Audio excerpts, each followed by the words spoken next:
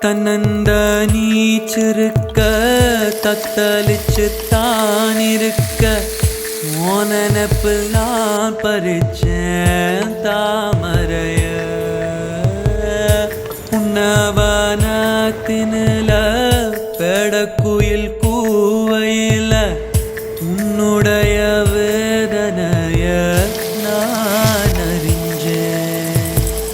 உன் கழுத்தில் மாலையிட உன் இரண்டு தோளத்தொட என்னத்தவோ செஞ்சேனோய மாமா. வண்ணக்கிளி கையத்தொட சின்ன சின்ன கோலமிட உள்ளம் மட்டும் வழியே நானே